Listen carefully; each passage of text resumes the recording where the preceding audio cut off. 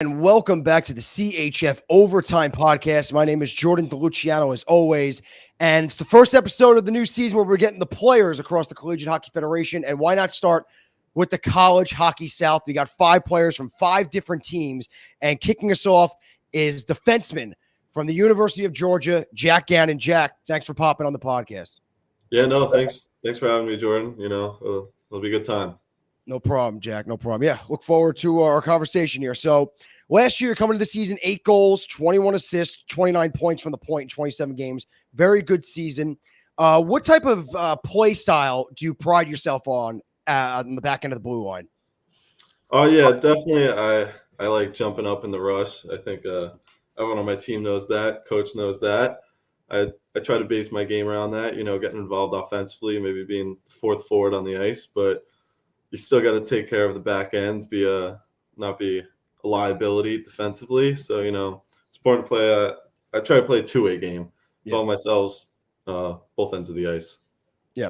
So, Jack, I'm from Long Island. You're from Long Island as well. What brought you to the University of Georgia, and what were your playing days like leading up to your days in the University of Georgia? Oh, yeah, no, it's definitely an interesting choice coming down south. Those from Long Island know I played for my local team, Long Beach, growing up. Then I went to Long Island Royals and then PAL, and I was pondering the junior path. And I think, made the decision to come down to Georgia a week before classes started. So it was definitely a stressful time and interesting decision, but I'm happy to be here, probably the best decision of my life. What year are you in right now at Georgia? I'm a sophomore, second year. Oh, so your freshman year, you went in to your freshman year of college a week before everything started up?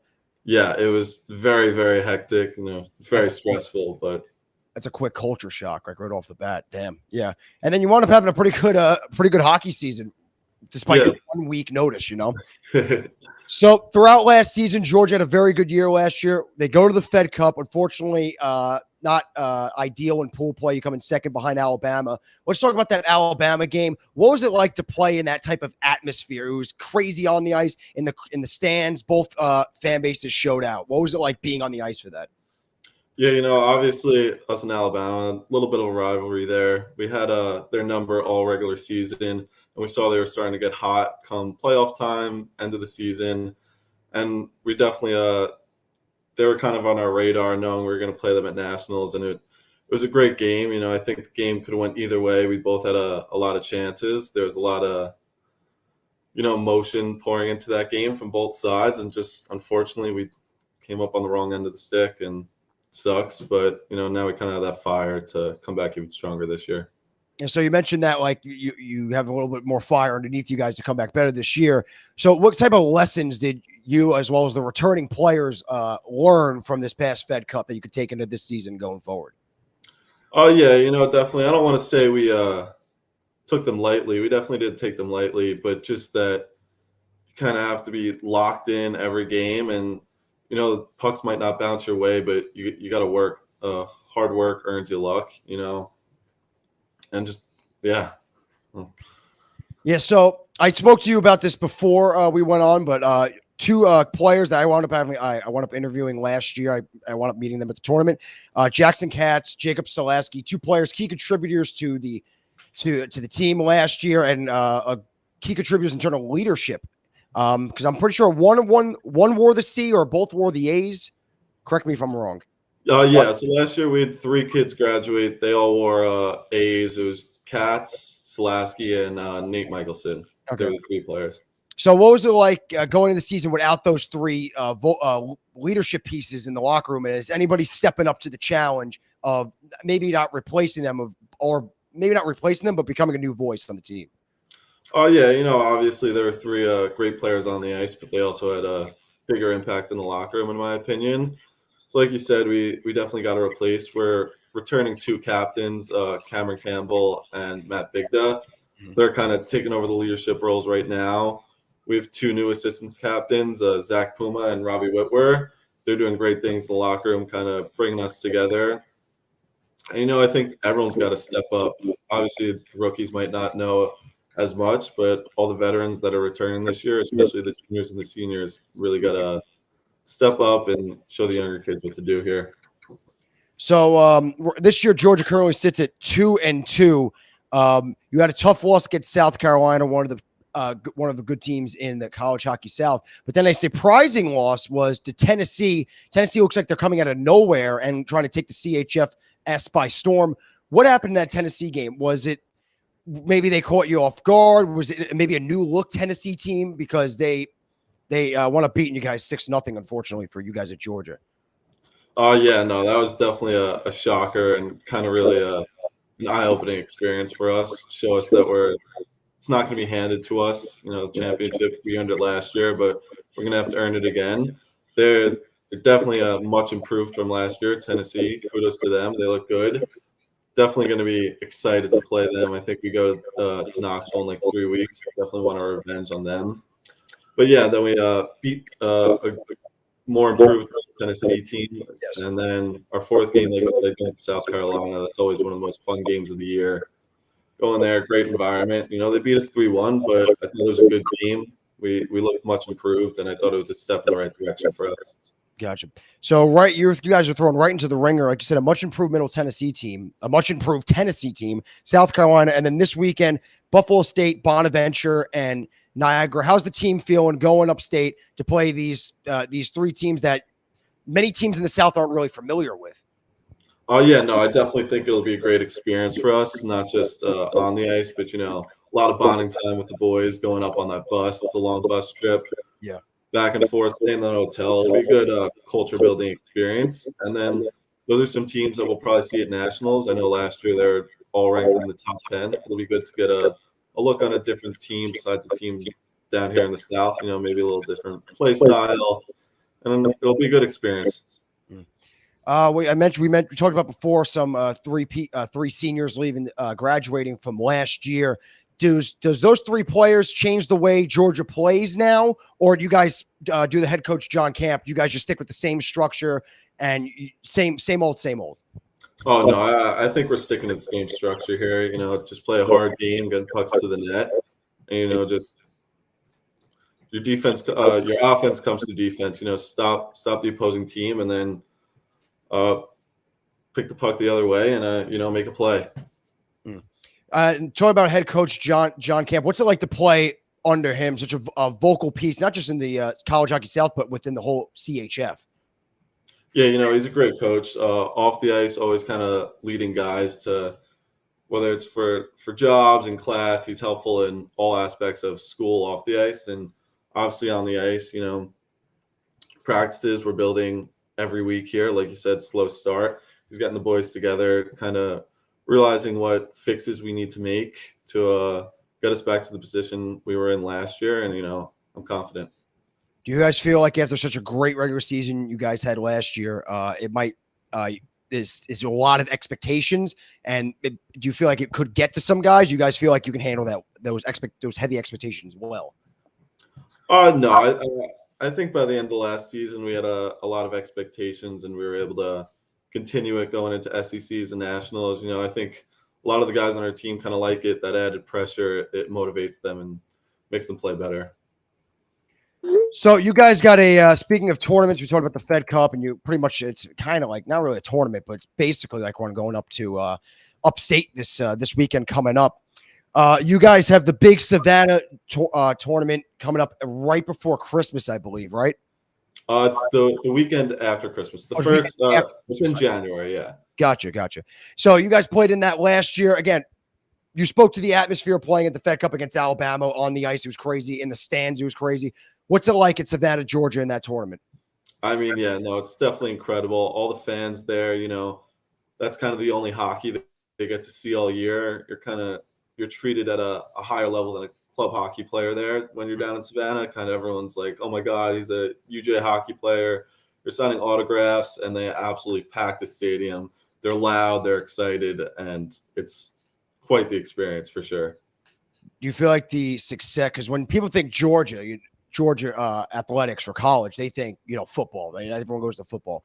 So do you think the success of the team last year, this big tournament, putting a lot of teams on the map, do you think Georgia hockey is getting a lot more exposure now due to these recent success of its program? Oh, you know, absolutely. I think we're starting to see that with our games here in Athens. We're definitely starting to get some more people here, some more like students at the school. Games are becoming more fun, and obviously we have the rink being built here in Athens, so that's going to be huge. Definitely grow the game more. Rink coming around, yep.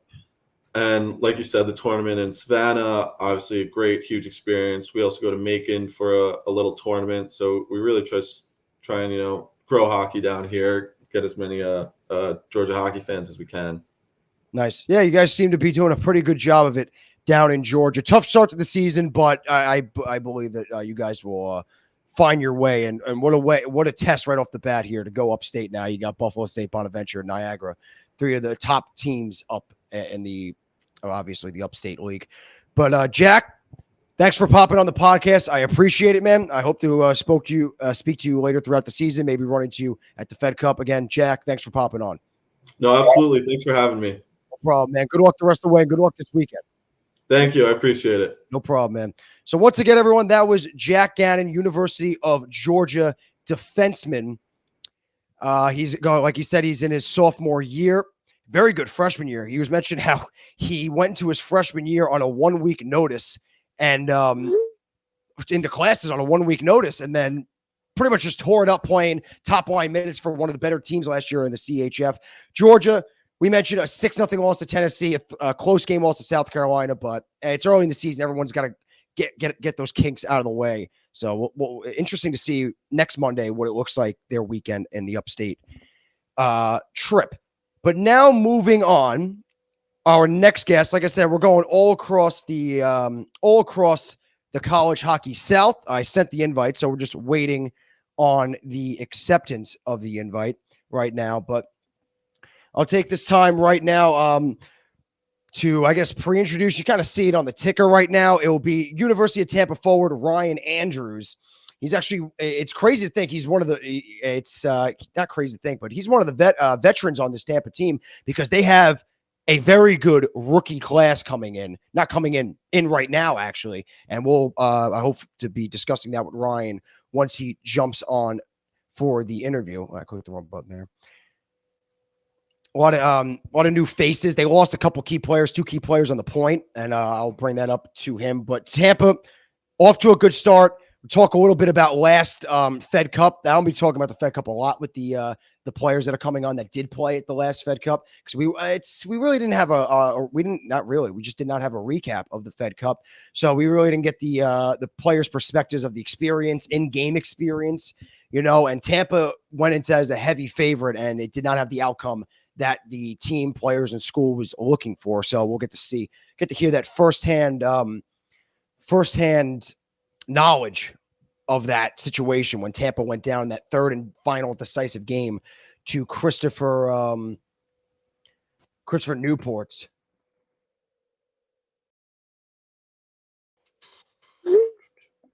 A Christopher Newport team. That game, they gave everything on the line for against that Tampa team. They wound up winning in overtime. And then that next day, I was calling the game in their quarterfinal game. This was win or go home against Ramapo, and CNU just had absolutely nothing in the tank. And Ramapo was able to pick their shots really throughout the whole game. But their championship was that huge game against Tampa, being able to knock them out. So whenever Ryan is able to jump into the interview, we'll dive into that. And I mentioned the Long Island hockey players. A lot of them that play junior hockey on the island, they do wind up venturing to go down south. I believe there's a player on Tampa currently that played hockey on the island. And speak of it, joining us right now is University of Tampa forward Ryan Andrews. Ryan, thanks for popping on the podcast. It's a pleasure to be here, Jordan. No problem. Yeah, thanks for hopping on. We just had Jack Gannon from Georgia. I know you've seen a lot of him and that Georgia Bulldog team. So right off the bat, you guys 2-0 to the start of the season. Knocking off Alabama twice. So 2 impressive wins right off the bat. How's the team feeling in the beginning of the season? A lot of new guys. We got 16 new faces, 13 that are just straight freshmen, and then 3 from the D3 team. And everyone wants to be here. We got a good group. We lost a lot last year, obviously, with the year we had. It's hard to kind of try to match that back up, but I think we have a good group here, and we're definitely building something. Those 2 Alabama games are really good to watch. Yeah, I was mentioning right before you hopped on a lot of new faces and a lot of veteran faces that had to graduate. Key faces on the blue line: Joseph Davis, Christian Kukas, who I was able to interview last year, the captain at the time last year, and I believe it was like 40 or 5 top scorers just spitballing are no longer with the team, and that huge freshman class is coming in. So, what is this freshman class going to bring to the this Tampa team to help them just pick off where they left, pick off where you guys left off last year? I think they bring a lot. Obviously, losing Josie and Billy really hurt. Those are 2 50-goal scorers right there, or points, sorry. And we're just trying to tell these kids how much it means to us. We got a great coaching staff. Lance Tackett's his first year as head coach. He's killing it so far. Nick Kuzlik was a former captain, and then Matt Berenik is also a former captain. We're just trying to show these guys how much it means to wear the Tampa crest. And I think once they really figure that out and start playing, and our schedule starts picking up, they're going to bring a lot. I think all 16 of these new guys can do a lot, and everyone brings something different to the table that can help us do something special. Yeah, like you guys said, a lot of new faces. Right off the bat, 2 big games against Alabama. And this is not a discredit to you, what I'm asking. You guys beat them 8-3 and 5-4. I just want to get have a player's perspective on this occurring theme that happens in sports, not just in hockey, but all across football, soccer, you name it. You beat Alabama 8-3, and then the next game is 5-4. So you go from a blowout to a close game. What do you think is the difference between those 2 games? It's night and day. You have a blowout, and then you're able to hold on and get a 5-4 close win. Do you think it's the adjustments of the other team, or maybe an off day for one day? Just speak to just the night and day of a blowout one day, and then the next game against the same team, it's a close game. I think it's just a lot of adjustments. Alabama definitely played a lot different game the second time. And they're a good team. They fought us. They were up 2-0 going into the second period. I mean, we had to fight back. I think we scored 4 goals in the second right off the bat to kind of get it going. But, yeah, they had a lot of power plays. They were definitely working. They were snapping the puck around, and they knew how to put it in the net on the power play, and that's what really hurt us. I think a lot of adjustments helped them, though.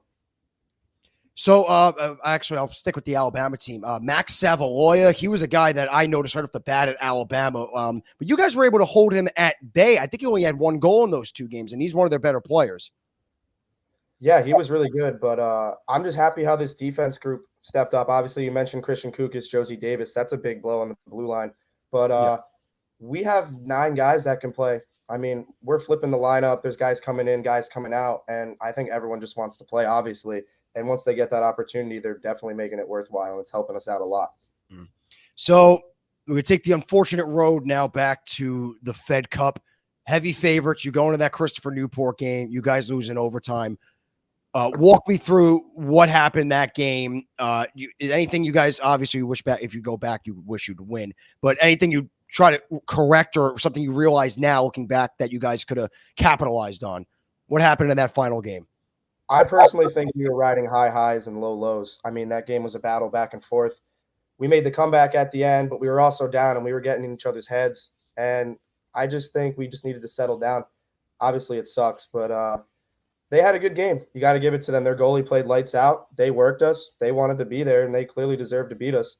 So just having to deal with that as a returner, we're trying to show these guys how much it means. And this season's a lot bigger than us. There's Josie Davis, Billy Cody, Evan Hoffberg, Stephen Buck, and go down the line. All those guys that graduated love this team, and I just want to win for them. And I really hope the other guys can get behind that. So, yeah, you have a great regular season last year.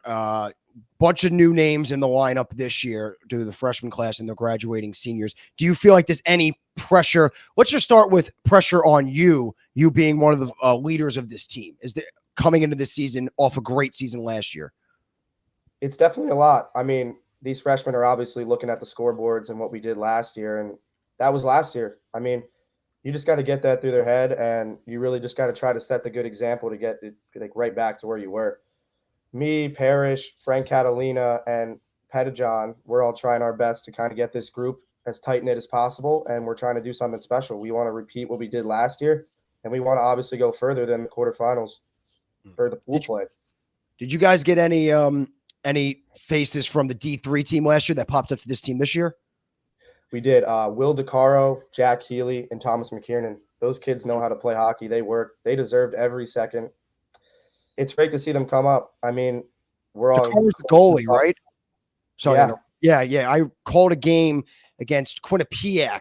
The D3 team played Quinnipiac at the Fed Cup. That kid played phenomenal that game. Won the game for the D3 team. Yeah, I think that game spoke a lot to our coaches, and that definitely showed he deserved to be here, and we're happy to have him. I mean, it's great to see that D3 guys can make it up, and that's also another message we have to some of the new guys. You can't slack off here. I mean, there's 30 more guys on the D3 team that want to be playing D2, and I think that's what's really helpful for us because it just gives us extra motivation to keep working. What do you think drew this great freshman class to University of Tampa hockey? Well, we got a good network. I mean, there's a lot of guys from Long Island, New Jersey, those northern parts, and we just try to talk to these guys. I mean, I know Will Fortescue from back home, and I definitely talked to him, and getting him here was huge. And then even for guys like Gavin McDonald, who are from Long Island, and Frank Catalina, they're grabbing all these guys. We're showing them the ropes, and I don't know how you wouldn't want to be in Tampa. It's beautiful down there. I think that helps a lot, and it's great to have. Yeah, Fortescue and Vernilo and Griffin, are they all Long Island kids? They play for the Junior Islanders? Yeah, they played PAL NCDC last year. Yep, yeah, I knew I recognized them. They're a D pair right now, and they've shown us a lot. They're stepping up. They both got their first goal in Alabama, which is great to see. It's really great to see Will doing that and Danny, and I'm just excited for what they can bring. They got 3 more years after this, and I love to have them. Yeah. Are you from the island too? You said you brought them over. Are you from New York area? I'm from Brooklyn County, New Jersey. Oh, New Jersey. Okay, got you. Yeah, I played with the Hitman. And Fort was in the building before he went to PAL, so that definitely helped. Hitman have a really good organization over there, the Jersey Hitman. Yeah, they do it great over there. I love it. Yeah. So this weekend, you guys are supposed to play Lynn University, but that got postponed, right? Because of the hurricane. I know this is completely off hockey topic. How's the school going to be holding up with this impending hurricane coming in? I've been hearing a lot. It's just getting worse, man. We're shacked up in Fort Lauderdale right now, and most of our teams in Orlando, Miami, and here. And I'm actually with Fortescue right now, which is nice. Keep the team close, but it's scary. I mean, they evacuated the school. We got school canceled for a week, and I mean, free spring break. But I know, yeah, you got a quick one right off the bat. I've been seeing the news, man. It's not looking. It's category 4, right? I heard it just went to 5. Damn, 150-mile-an-hour winds, and all the water's pulling inland, so that does not look good. Oh my god! Yeah, I know. Like you're in Fort Lauderdale. How close is that? Again, I don't know. How close is that to the campus or where the it was like a 4-hour drive. I mean, it was supposed to be veering off like that, but now it's kind of pulling towards us a little more. So we're definitely going to get rain and wind, but it's better than being in Tampa. It's going to be scary there. Yeah, Tampa's the one spot I've been hearing is like the spot it's going to get hit. Yeah, that's the I know like they say the eye of the storm. I hear Tampa's the one spot you don't want to be is Tampa. Yeah. Hope you guys all what's it called? You guys all make it out safe and hopefully the damage isn't that crazy. But still see what day is it? Is it hitting like tonight or when's that hitting? I think it's hitting today, tomorrow, and then Friday. Oh, so 3 days. But I think the worst of it's today, later. I want to say. I'm not exactly sure.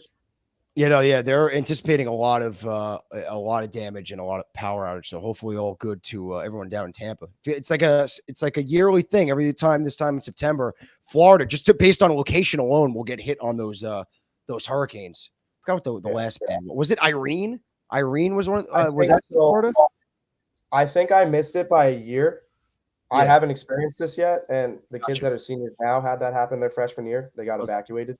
So this is my first time with it, but I think it was Irene. Sounds right. Okay.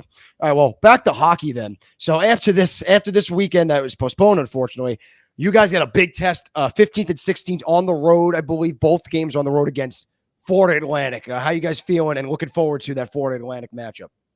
They got a good group. They made some damage last year in the CHF, and we're looking forward to playing them. I think we only got them once last year, but doing that back-to-back is going to be nice. It's always nice to play other Florida teams and kind of get out of the Clearwater rink and go to other places. So we're all excited. We're all hungry, and we just want to show this league what we have to offer. So this year you get the combination of conferences. You get the Southeast Conference and now the College Hockey South are one big conference. You guys are now in the College Hockey South, and you get all these teams going into one big conference. You get a lot more competition, and you get this huge freshman class. So do you feel like I mentioned the pressure on the veteran shoulders to repeat last season? do you feel there's any pressure on the young guys' shoulders to now live up to the expectations, playing against even more competition? And how do you think they're handling that? I think they're handling it great. I mean, Alabama was probably the best test we could have had to start the season. I mean, obviously they battled us. It was great for them, and it kind of just got their feet wet and showed them what this league's about. It's great to see that we're expanding. I mean, as a veteran, it's just great to play more teams. I'm looking forward to South Carolina. They get a good group. Yeah. And, yeah, they all stepped up. They're happy to be here, and I think they thought it wasn't going to be as hard as it is because it's club hockey, because of their backgrounds. But I think they're starting to realize that this is legit hockey, and we all love to be here across the league. Yeah, no, I guess they would be in a rude awakening. Wait till they get to the tournaments or the Fed Cup to see the level of intensity and play there is in this. Yeah, I played club hockey. I know how intense it gets and how competitive it gets. Just because it doesn't have that NCAA logo next to it doesn't mean it's just pushed off, to the curb. And teams like you guys, Georgia, Farmingdale, I mean, go down the list that got bounced in pool play last year. It just goes to show how competitive this league is, Yeah, no, Farmingdale would have been a great team to play. I'm pretty sure we had them on the schedule, but some complications happened, so that's rough. Yeah, they weren't able to get down south this year. It's Farmingdale. Yeah, but there's a lot of teams in nationals that we're looking forward to play. Me personally, Rempo College, my best friend plays over there, Roy Maurer. Just got the assistant call. And, yeah, I hope we could see them over there. Mm-hmm. Rampo, I've seen a decent amount of Rampo. They're a very good offensive power team with a good goalie in net. Yeah, Rampo is a very good – that whole Empire Conference is a tough one. So, I don't know. Have you guys this freaking flying around me right now. Sorry about that. Have you guys have any Empire teams coming up? Have you seen any Empire teams in your tenure yet? We played Hofstra last year. Okay. I'm pretty sure they're in the Empire. They're over there. Yes, they are. But other than that, no. Yeah, I think it was just... I really wish they could make the trip down. It's just too tough. So other than you got the FAU game, any other games that you are weekends you're looking forward to this season? USF, obviously. Battle of the Bay, it's always fun. Yep. We got a Pink the Rink game coming up, and then Gasparilla. That's one of my favorite games. We're going to get some sweet alternates, and it's going to be a good time. The alternate jersey? Gasparilla.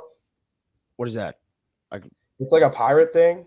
Okay. In Tampa, and it's like a festival, and it's kind of just an excuse to act like a pirate for the day. Okay. I don't really explain it. So, yeah, we're going to get some nice alternates. Our captains killed it last year with what we got, and hopefully we step it up this year. Are they pirate-themed alternates? I mean, they gotta be. Yeah, they got to be. It was like the Tampa Bay logo with the ship. It was sweet. Okay. Oh, yeah. Nice. It's pretty awesome. It's pretty awesome. What was it called again? Gasparilla. Okay. It's in late January. Got you. Late January. All right. Oh, yeah. Well, I recommend coming down for it. It's a good time. I've never heard of this thing, ever. Maybe I can ask some family I do have in Florida if they've ever heard of this down in Tampa. Yeah, no, I never heard of it. It's big, Yeah, it's like a big college campus thing. Yeah. Parades, the whole 9 yards. Oh, wow. And did you get a big showing for the game? Yeah, we had a great showing last year. It was a good time. Did some jersey raffles. It was fun. Oh, nice. Band buses. Ryan, thanks for hopping on the podcast. Appreciate it, man. Good luck the rest of the way with Tampa and the new young kids. Thanks, Jordan. Have a good one, man. Have a good one, Ryan. Thank you very much. All right, so once again, that was Ryan Andrews. Oh, wait. As Ryan literally just hopped off, and I'll hold that thought as I invite my next guest on. So let me invite my next guest, and then I will go into what I was just about to say.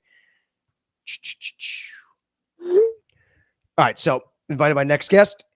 As he hopped off, I get a text from a relative that tells me that this Pirate Festival is a very big deal down in Florida immediately. So yeah, I guess I got to show up on my knowledge of Tampa festivals, but yeah, apparently it's a very big deal down there. And he spoke to it and I immediately got confirmation about that one. So yeah, Ryan Andrews of Tampa off to a good start, 2 wins against Alabama. And it's crazy. They lose a big senior class and then they bring in a bunch of a new young core that's going to keep this organization at the top of the CHF for the next 4 years, So I guess Tampa's not. So everyone out in the CHS and around the league, I guess Tampa's not going away anytime soon. And joining me next, you guys see it on the bottom. He has not joined yet. Let me just double check with him. All good.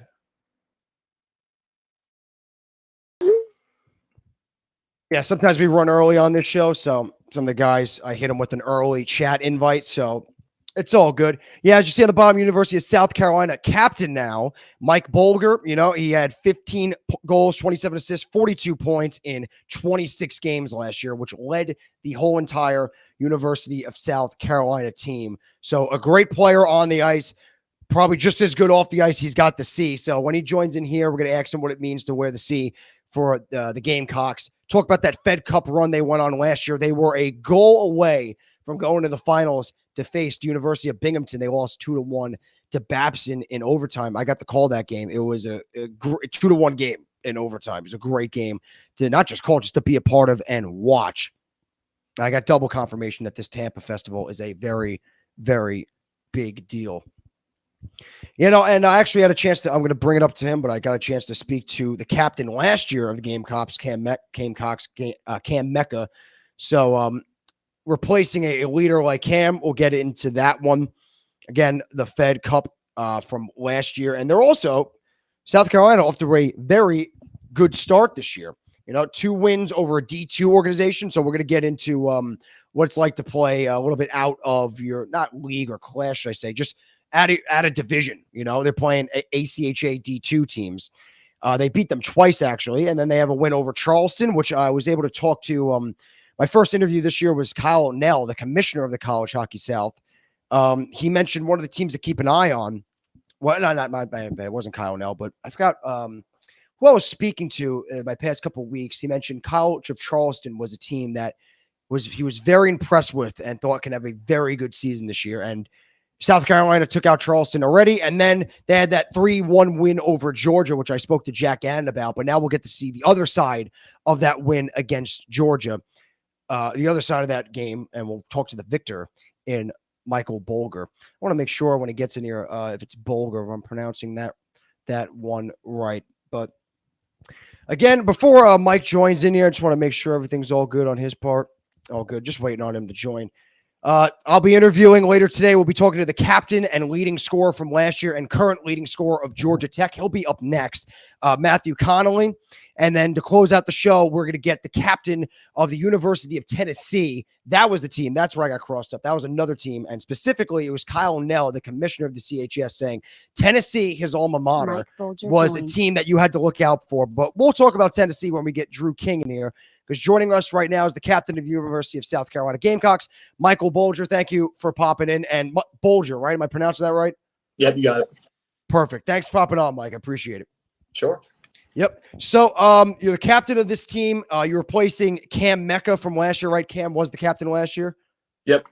So what does it mean to get the C? Why do you think the coach gave you the C this year? Well, I'll be honest with you. It's pretty big shoes to fill. Cam was our captain since his sophomore year. Mm-hmm. So I'm obviously going to be captain for about a year here. So we talked about it a lot going into the summer and everything like that. We've got a lot of good options. So I was the president of the team last year, along with Owen Thomas, who was probably the other choice for captain. I'd actually reached out to coach. I said, hey, I think Owen would be a great choice. I kind of put his name in the ballot for me. Yeah. But I think it turned out to where, I don't know. I guess I made a good impression on some of the leadership from last year, and they thought I was best fit for the job. So it means a ton. And I know we've had a ton of great leadership without me, so I got big shoes to fill. Yeah, no, definitely. Yeah, and I remember Cam Mecca. He was really hurting that last game against Babson in the Fed Cup. I think he took a hit at neutral zone, and he wanted to finish that game hurt, right? Yeah, we were.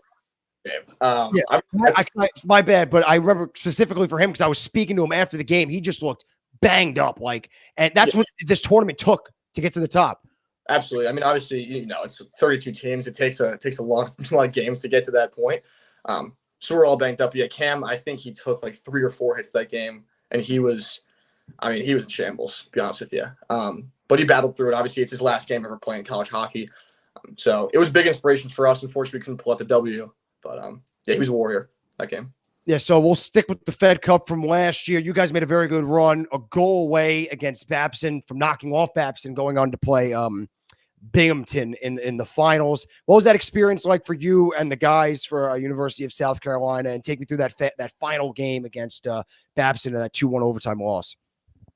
The overtime loss for us. For me personally, I grew up playing at Iceland, so it was a really cool experience to go back there. I played junior flyers pretty much all my life growing up. But for the team, obviously, it's just a grind. I mean, you're out there for a whole week. You're playing 5-6 games, and that last game, I feel like no one could put the puck in the net. Like there were plenty of chances on both sides, and both teams were pretty skilled. But our goalie Zach Hayes was on his head the whole game. Unfortunately, I think they put one in like 20 seconds into the overtime period. Quick one, yeah. Yeah, so it kind of caught us off guard a little bit there. Kind of squeaked through, but I'm really proud of our guys. We played pretty well, and we're really excited to get back. They've got a chip on our shoulders for next year. But yeah, that game was a heartbreaker for sure. Yeah, no, it was a 1-1 game the whole time. Like you said, a quick one, just like that. It was nothing fancy, just they shoved it in, I think, on the far side post. And I still don't even know how that puck went in. And I was calling the game. I didn't even see it go in, just based on the reaction. So, all right. So now on to this season. You guys are off to a very good start this year, 4-0. And you kicked it off. You had 2 wins against an ACHA Division II team. So what was it like playing out of a team completely out of this league in the ACHA? Yeah, it was an interesting test for us. Obviously, it's tough to compare talent across divisions and leagues and things like that. So it was interesting for us kind of playing an ACHA team, and they actually had a ton of fans that game. It was a lot of fun, especially that game. It was an electric atmosphere. But for us, it was a good way to kick off the season. We made a statement, I feel like, because I don't know. We knew it didn't count towards our, playoff ranking in terms of the CHS or anything like that. But It was a good test for us personally to see where we're at as a program. And I think we started off well. I mean, our rookie class is amazing. So they're giving us a huge boost this year. Yeah. So speak to that rookie class. What are they providing in terms of on the ice and off the ice for the Gamecocks? We got a couple locker room guys this year, for sure. Because we lost a couple last year. I guess you always do. Yeah. But off the ice, our culture is probably as good as it's ever been. Bunch of really cool kids. And then on the ice, we've got the most talented group we've ever had, especially from just a pure rookie class. We had an NCDC transfer, a D3 transfer, a ton of kids with, 2 or 3 juniors experience, AAA.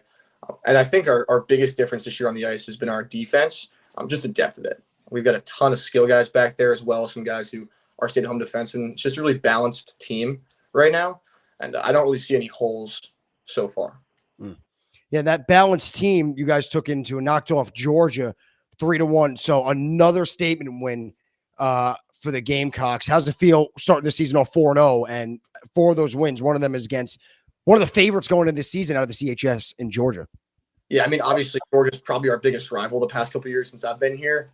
I mean, they seem to win the CHS almost every year. So it was huge for us to go in there and get a win. But to be honest with you, in our building, we don't have too much issue with them. It's usually when we go there where we have more trouble with their program. So it was good for us to get that win under our belt and know we can compete with them. We felt like we dominated the whole game, but it's going to be the biggest test when we go into Georgia in February and try to knock them off in their own barn. Yeah, so South Carolina, when everyone thinks of hockey down south, we'll just go with last season. It was Tampa and Georgia stuck out. Florida Atlantic stuck out, and then all of a sudden, out of going to the tournament, one of the last Florida teams actually, not last Florida teams, one of the last South teams standing was you guys. So you feel like the Gamecocks have been put on the map now when it comes to collegiate hockey South? I think so. Obviously, we took a big step forward my freshman year. We had a pretty good class. We didn't do too well in at that time, it was the SECHC tournament. We got knocked off by Auburn in the first round. But we qualified for nationals my freshman year. Obviously, COVID put a wrench in that. And then last year, our regular season, we don't think it really portrayed who we are as a program in terms of some of the losses we had. We just, it took us a lot of jail as a team. We really came together in that last couple months of February and March. And now we know we're on the map and we know we're kind of being hunted. So it feels good to switch from the hunter to the hunted. But we know we're going to get everyone's best this year. So we're preparing for that. And we think we can handle the challenge. What brought you? I was talking to a kid from Tampa, kid from Georgia. A lot of guys from Long Island, New York, and Jersey wind up going down south. So you're from Pennsylvania. What brought you down to University of South Carolina? I'll be honest, man, it wasn't really a huge hockey decision. I got really lucky with the program we have down here. I just knew I wanted to go south. I've been in north my whole life. Just want to expand my horizons a little bit. Yeah. I knew we had a club team. I had a couple buddies who played with me up north that play down here. So it's a ton of fun. But I honestly never could have predicted in the past couple of years how much it's blown up down here and just how talented we've gotten. So I guess I just got really lucky with it. Yeah. Yeah. So this South Carolina team, any matchups coming up going forward? You guys got Georgia Tech October 21st, 22nd. I don't know if that I looked briefly, 21st, 22nd. Is that you guys your next game, right? You guys got a decent layoff. According to the CHF website, that's what I'm seeing. Gotcha. So we were supposed to play Clemson this weekend, but Hurricane Ian threw a wrench in that, so we'll play. So I think our next game is actually an away weekend at Ole Miss, which is the end of October, and then it's going to be against Georgia Tech. But in terms of games we're looking forward to, especially this semester, I think our biggest test, what we've anticipated, is FAU. So they're coming to us at the beginning of December, and we've had that one marked in the calendar for a while because we lost to them twice in their barn last year. We didn't put on a good performance, and we were looking forward to playing them in nationals last year, the CHF Cup. So we weren't able to do that. I don't think they made it through their bracket, but we know they're a really tough team, and it's probably our biggest test this semester. So we're kind of gearing up towards that. We can't wait to play them. Nice. So you're the captain of the University of South Carolina team. What type of leadership style do you possess? Are you the vocal leader, or are you the guy that just stays quiet, that sits in the background and leads by example, or do you have a mixture of both? Oh, man, I did a mixture of both. But I'd say I gear more towards leading by example. I think a big portion of what Cam did last year was be super vocal, and he was good at it. Yeah. And being vocal with the guys and trying to get them all riled up before the game. But it's not exactly what I excel at. I feel like the best way to lead a group, especially our group who's so motivated already, is just to show that I'm, trying the hardest, So if I'm putting forth the best effort, there's no excuse for anybody else not to. And I think the main thing that I really take for leadership is being able to be coached. I know sometimes on teams where you have, a star player or a captain or something, they have trouble getting coached. They have trouble getting yelled at. I don't mind it. I think it's good for our guys to see if I'm the one getting, berated by coaches. If I make a mistake, I'm willing to own up to it. I try not to, I don't know. I try not to make sure I have any special treatment. So that's kind of my main leadership style. Yeah. So last year, anything you guys we mentioned before, you guys were very close to that Fed Cup final. Anything you took out of that experience at the Fed Cup that you could apply to this year? On the ice, honestly, I think we played pretty well. I think it's more of a mindset going into this year. It's that we can't take anything for granted. I mean, we watched Tampa get knocked off right before our last game of our bracket, and they were obviously a heavy favorite going in. Yeah. So especially this year when we're more of a favorite or more, on the map, that we can't take for granted the opportunity that lays before us. Obviously, we have a ton of talent, but so did Tampa last year. So did FAU. So did Georgia. I don't think any of them made it through to even the quarterfinal round. So I think for us going into this whole season, and then especially if we make the CHF Cup, which I'm hoping we do, is to make sure that we're not going to try to coast through, that we're taking it one day at a time, but that we're not taking anything for granted this year.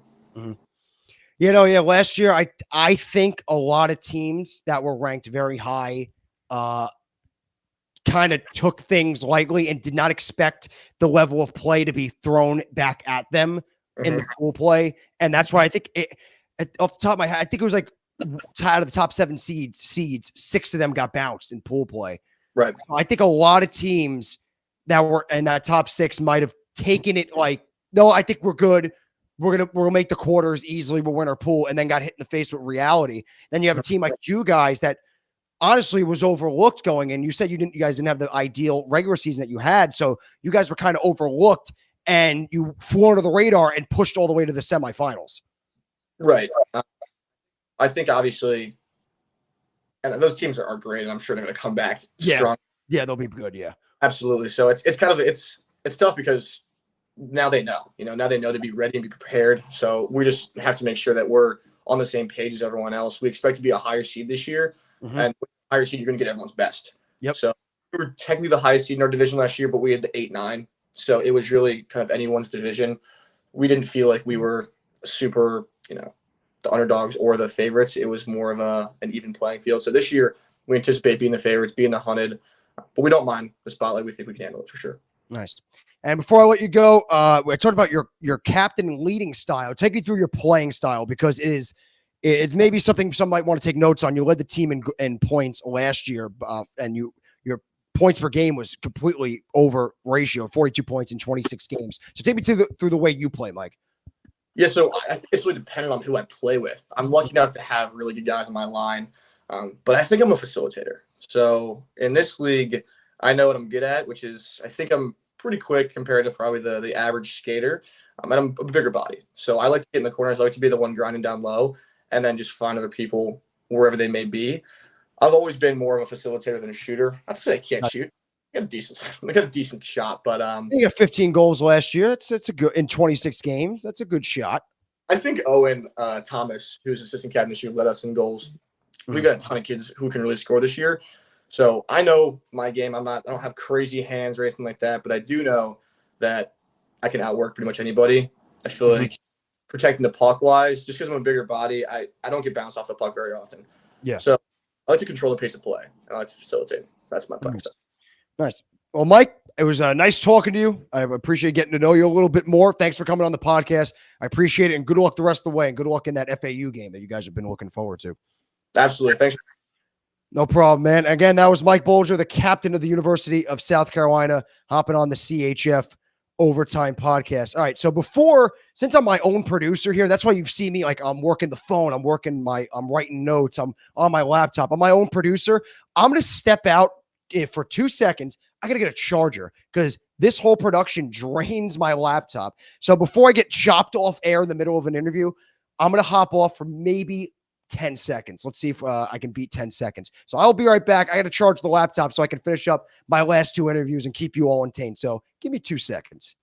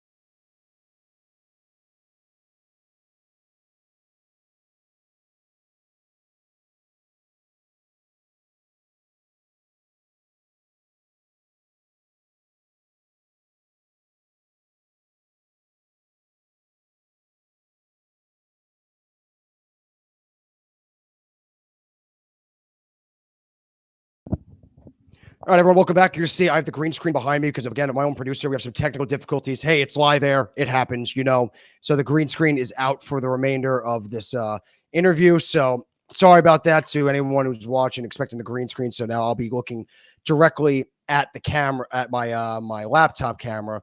So yeah, I got the charger in, so we're all good to go on my end so we won't be knocked off on live air. But the green screen got messed up in the process. So it's unfortunate, but we will move on with the show regardless, as I set up the email to try to get our next guest in right now. I mentioned him before. Just finishing things up right now. All right, so that email sent. Let me make sure. Let me just let him know. Just sent. All good. Like I said, I'm my own producer here. Yeah, so joining us now, you see at the bottom when he accepts the invite will be the captain of Georgia Tech and standout forward, Matthew Connelly. He was second in the College Hockey South last season in points with 59 points in 24 games. He had 33 goals, 26 assists. So he averaged over a goal a game, over a point a game, as well as over an assist a game last year. And he also leads his team this year in 7 goals, 10 assists, and 17 points in 6 games played. So it was just like last year, over a goal a game, over an assist a game, as well as over a point a game, only in 6 tries so far. And Georgia Tech, due to the amount of games they've played, currently sit at the top of the standings in the College Hockey South with 4 wins, 1 loss, and 1 tie. They have wins over Alabama Huntsville twice, 8-4, and a tie. That was my bad, not 2 wins over Alabama Huntsville. My bad. 2 wins over Alabama Huntsville and 1 tie over Middle Tennessee. So when Matthew Connelly joins, I'm going to ask. I'm actually talking right now.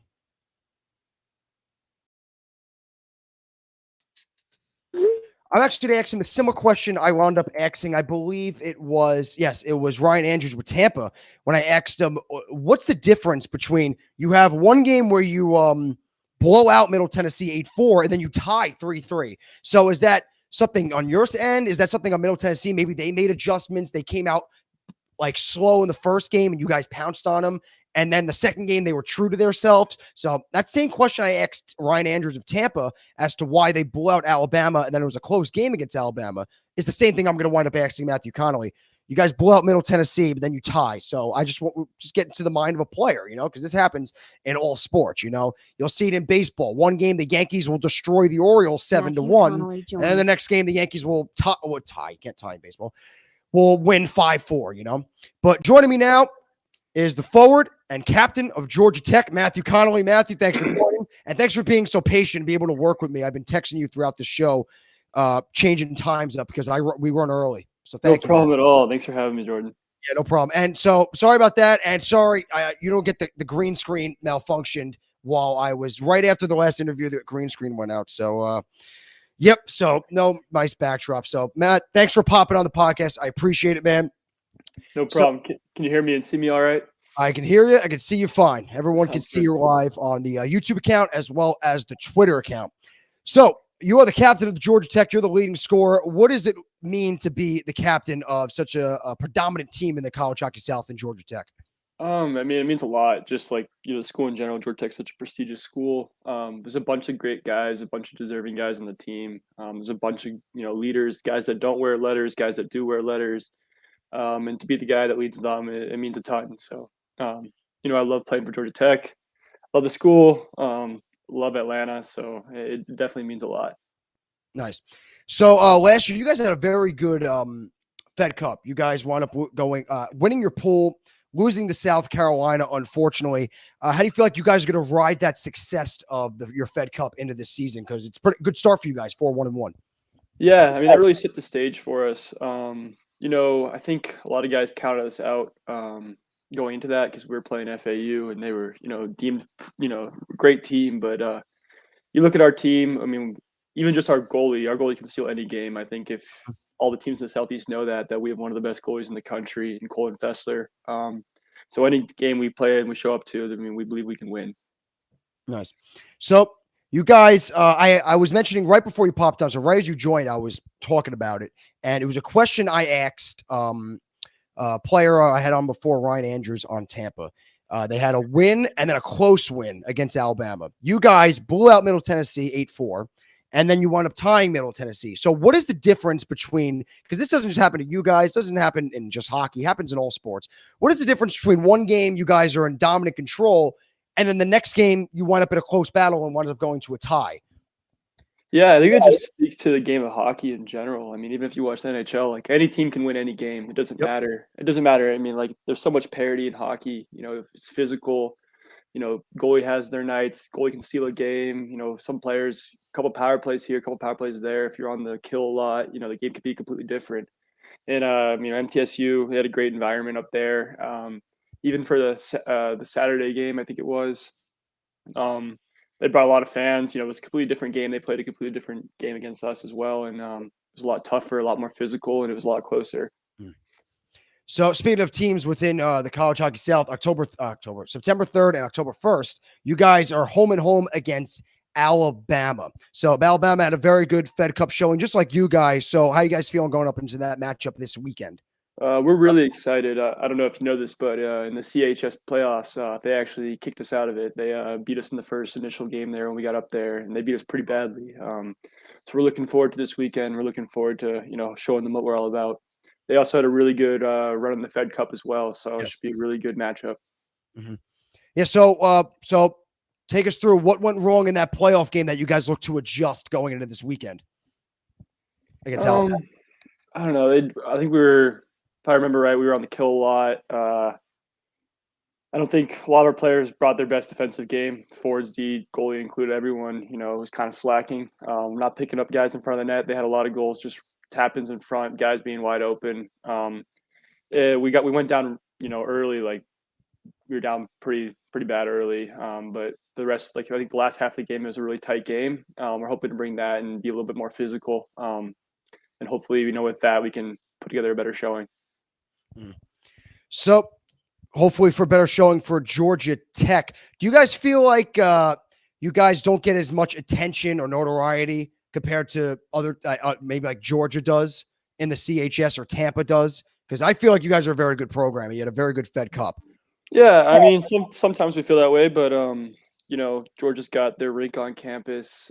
Tampa's a really good team, but if you go look at the history of our matchups with both those teams, I mean, it's pretty much even. We played UGA 2-2 last year. We played Tampa. I think we played Tampa once and went 1-0. So, we win big games, and I think a lot of teams, even though they look over us on their schedule and they come to play us, they really feel that way. That we're one of the better teams they play. Looking at more games on the schedule, any games coming up in this first half of the season that you guys in the Georgia Tech locker room looking forward to? Definitely South Carolina. We went to South Carolina last year, and man, they have great crowds and they have a great environment there. And we're hoping that we can match that and bring crowds ourselves and put together a good showing. I think they beat UGA over this past weekend, so we're really looking forward to that. We got UGA at home. Looking forward to that as well. ERAU at home. We played them a few years ago in regionals, and they beat us, kicked us out of our chance at nationals. So looking forward to playing them as well. Yeah, I was just talking to, I spoke to Jack Gannon, defenseman on Georgia. And right before you popped on, I was speaking to the captain of South Carolina, Mike Bolger. South Carolina lost some veterans, should I say, to the graduation, but he was very impressed with their rookie class. And they're off to a good start, just like you guys, South Carolina. I've seen that. It looks like I think they beat UJ 3-1 over this past weekend. Those are two really good teams. I mean, the CHS is, as it expands, the conference is just getting better and better. Mm-hmm. I don't want to take away from any of the other conferences, but I think it's really one of the premier conferences. So, especially with the combination this season of the Southeast and now the College Hockey South. You guys got a lot of competition there. You guys really never seem to get an off day. You never look at the schedule and be like, you know what? Maybe we can beat this team soundly. Not really. It's every week. It doesn't happen. I've been looking at our schedule. I don't think we have an off weekend until Thanksgiving, and we're playing Alabama, Clemson, UGA, ERAU, USC. Yep. It's going to be. I mean, the schedule's tough. It's taxing, and you got to take care of yourself. Mm-hmm. So you've had a lot of success on the ice. I mean, like I mentioned, your points per game last year, you're second in the entire College Hockey South, and this year you're off to another great start. Take me through your play style. What gives you the most success on the ice? Having the puck on your stick a lot, controlling the puck. I think I play with some great line mates in Andrew Bonner and Ryan Ruley, two of the premier players in the conference as well. And we work really well together. We're pretty physical. We're dominant down low.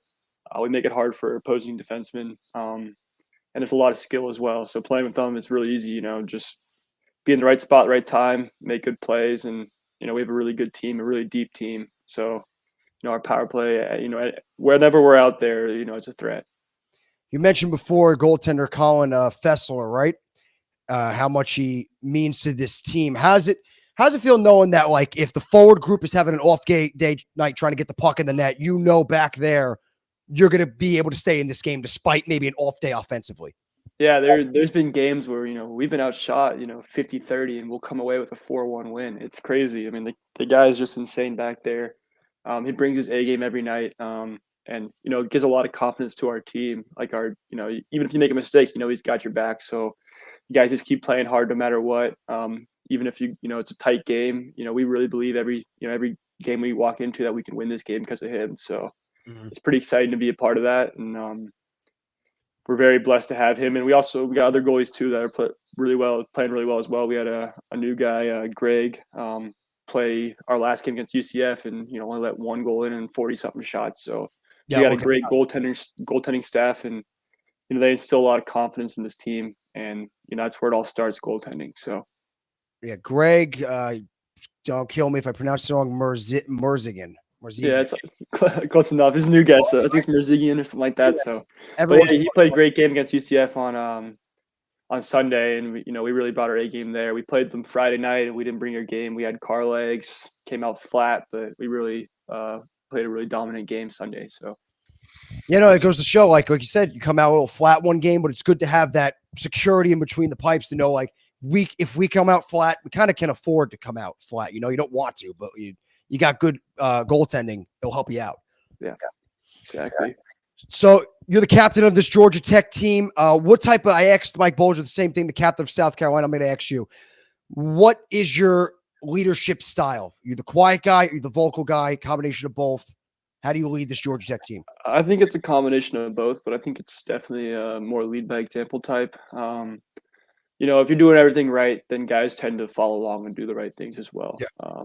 That's the big thing. I mean, we're all college students, right? Like, we're all different paths. We got hard academics. We got everything. Life's not easy being a college student sometimes. You got a lot going on. But if you keep doing the right stuff, guys see that. Guys will follow along and do the right things as well. Show up to practice, either on time, focus on the games, be good guys in the locker room. It's, do the simple things. And if you do the simple things right, then the complex things follow. And Matt, do you have a preference? No preference. No preference? Okay, yeah. You never know with that, so I just want to make sure, man. So what year are you in at Georgia Tech? I actually just started grad school. Finished my degree last year in 4, doing mechanical engineering, and just started my master's in robotics. Gotcha. I was about to ask you, what are you working on in school? Master's in robotics. So where does that take you, master's in robotics? I really want to work in some robotic software. I did the engineering side, and now I'm getting into more of the computer sciencey side. Mm-hmm. The thing about tech is this is one of the best. Hockey's fun and all, but what's really important is the academics and what happens when we get out of college and the successes it'll offer us. So, I'm blessed to be at Georgia Tech. So, the academics are such a big deal, and I'd be a fool not to take advantage of, the grad school and all that they offer. And, getting to play hockey is definitely a plus while I'm doing it. So you've been around this Georgia Tech, you're a grad school student, so how long has you been there, your playing career at Georgia Tech? Every year? Yeah, I played. So we had the freshman, sophomore year I played, then we had that 1 year off because of COVID. So I played 3 total years, and this is now, I guess, my 4th official year playing, but 5th year in school. Gotcha. So what would you tell the younger guys on your team and the young guys coming up on your team about experience playing throughout college hockey?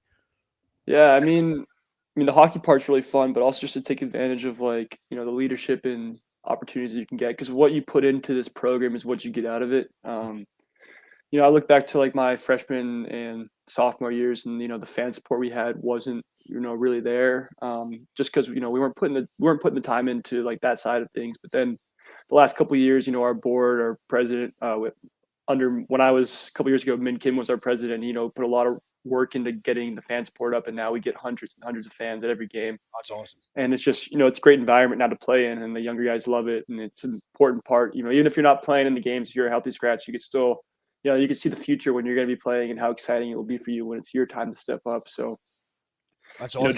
Just put in whatever you put into it, you're going to get out of it. You put a ton of time into it, you're going to get a ton out of it. You're going to get lifelong friendships. I got guys that are on this team that I hope will if I ever get married one day, be in my wedding, or be there for me for forever. So the guys here in this locker room are just terrific. So take advantage of every opportunity you get. That's cool stuff, man. That's really good stuff, man. Thank you, Matt. Thank you. I appreciate you coming on, man. I'm sorry about I was texting you just just making sure because we ran early today. So thanks for being able to work with me at the time. Sorry about the technical difficulties behind me, man. You were good stuff, man. Matt, thanks for hopping on. No problem. Appreciate you having me, and good luck the rest of the podcast, and I'll be definitely following along. Thank you, man. I appreciate that, Matt. Thanks for hopping on. I look forward to maybe speaking to you down the line, Matt. So yeah, for sure. I'll be on whenever. Have a good one. Good luck with the robotic stuff. Appreciate it. All right. See you around, man. All right. See ya. So once again, everyone, that was the captain of Georgia Tech, Matthew Connelly, hopping on the podcast. Again, apologize to my viewers. My own producer over here doing 100 things at once, but actually, I take that all back. No excuses. I have to be better. The green screen, technical difficulties, but I got to be better. Sorry about that, everyone. Just not this episode. Not the last two interviews was just no green screen. So sorry about that to all my viewers watching, but it is time for now our final guest. I'm going to invite him as I speak, and I'm going to send it over. Send the email.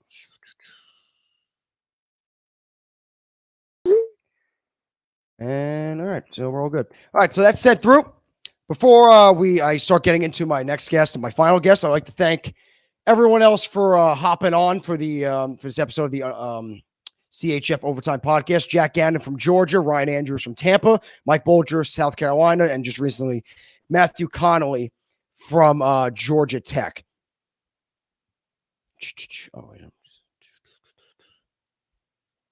I just texted Drew in all caps on accident, so I don't mean to yell at him.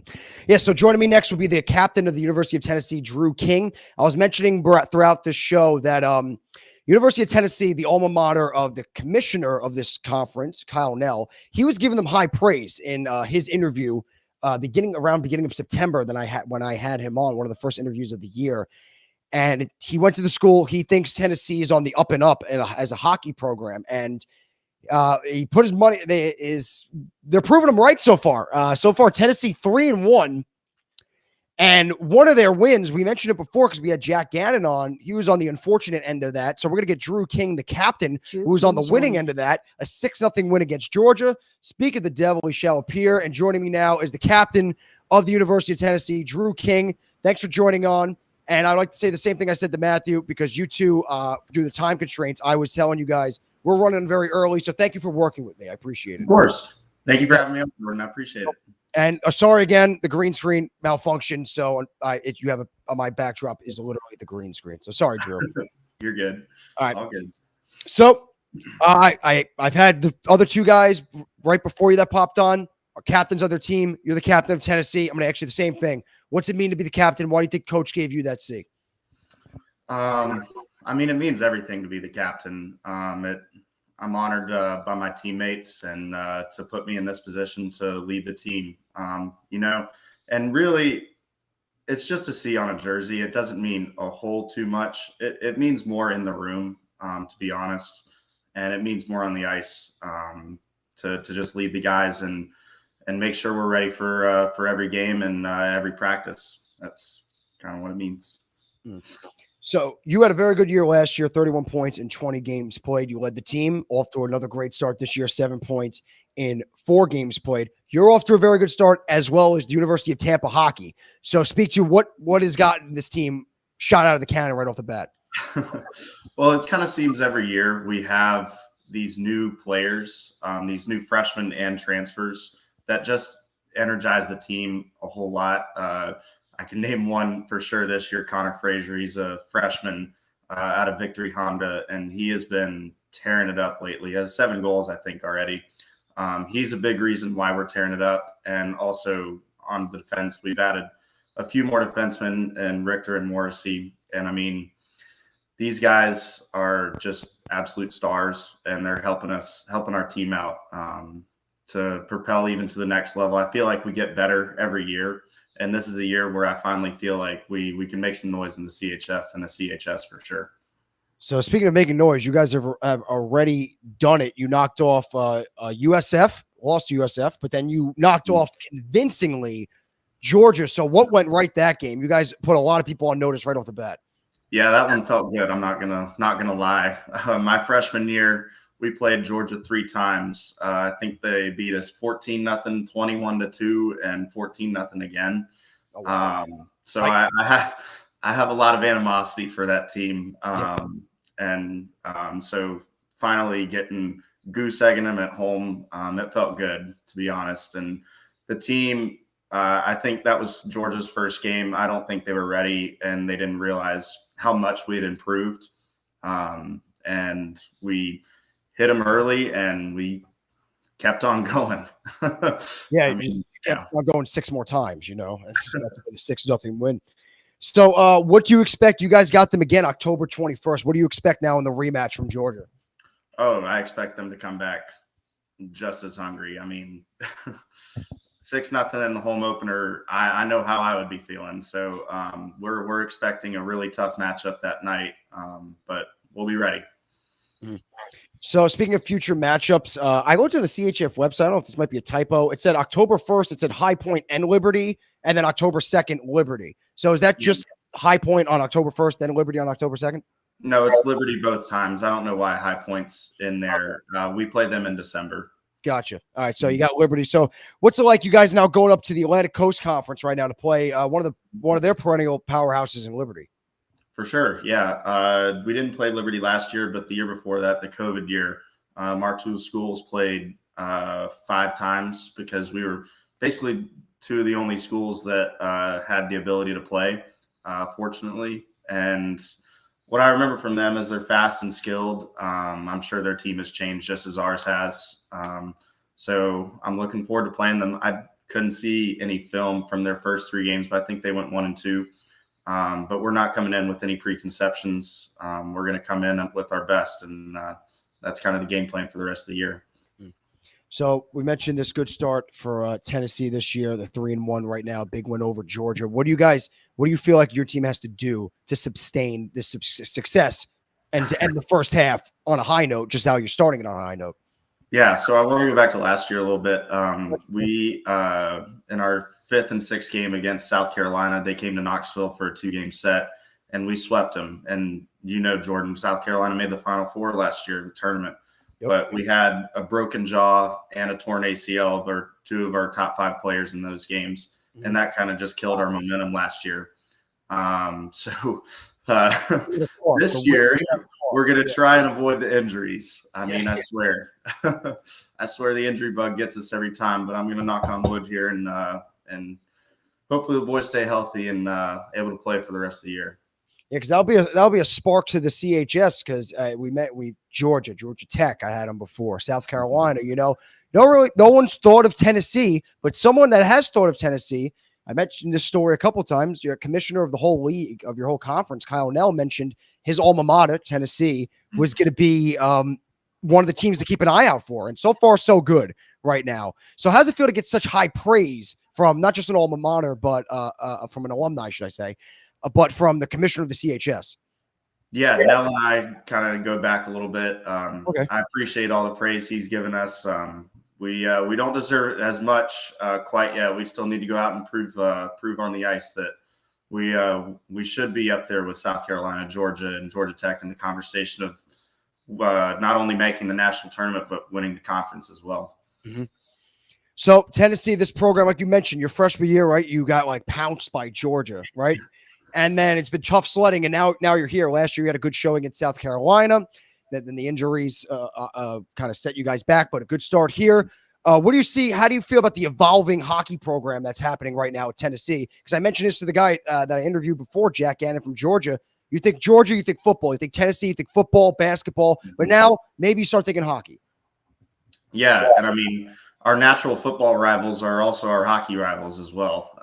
We don't like Georgia. We don't like Florida, and we came out with 2 wins against them. We played Georgia later in the season, so I'll reserve my words for that. But, I think this program, we've been trying to break through and get ourselves on the map for a while now. And I think last year we were really excited to make some noise, and then the injuries happened, and then our season kind of got derailed from there. But this year, I think our team is even better than when we started last year. And I just can't wait to keep going throughout the season, and hopefully we stack up some more wins. So I mentioned before your numbers from last year and this year, very impressive. What is your play style like on the ice that gives you this much success? Yeah. You can gloat. Well, I'm going to be honest. I'm pretty slow on the ice. So I like to find the soft areas in the ice, try and receive passes. And I like to think that my shot is my best quality. So for sure, it's definitely the shot. And also I love making awesome passes to my teammates. That's something that I pride myself on. And also defensively, I try and play big in the defensive zone as well. Just try. I mean, I'm 25 years old right now in college. I aged out in juniors, so I'm just trying to keep up with the youngsters at this point. You say I'm 26, so that you say that like you're 45 and I'm 46. You know, man. We're not that old, man. We're mid 20s.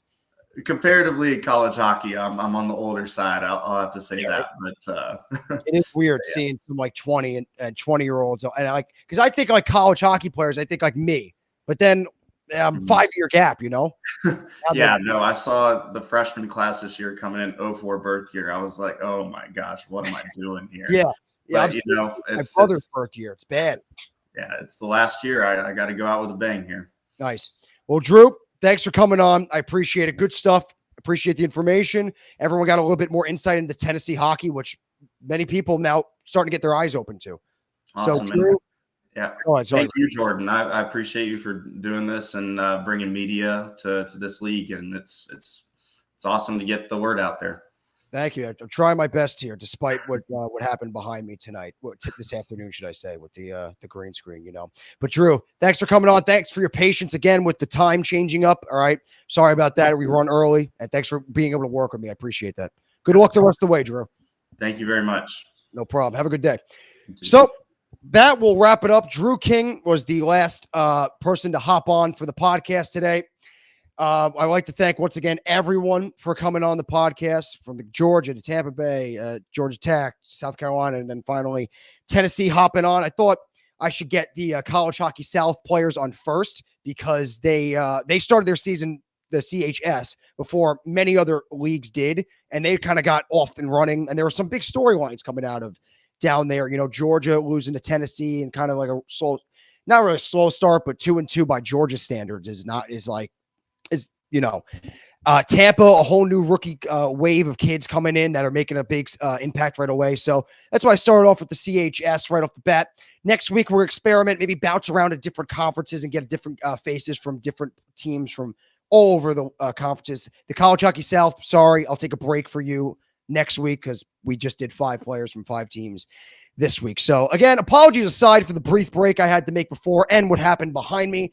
I'll make sure it doesn't happen again. But again, thank you everybody for tuning in to this episode of the CHF Overtime Podcast. As always, my name is Jordan DeLuciano. Everyone enjoy the rest of your day, and I will see you all next week.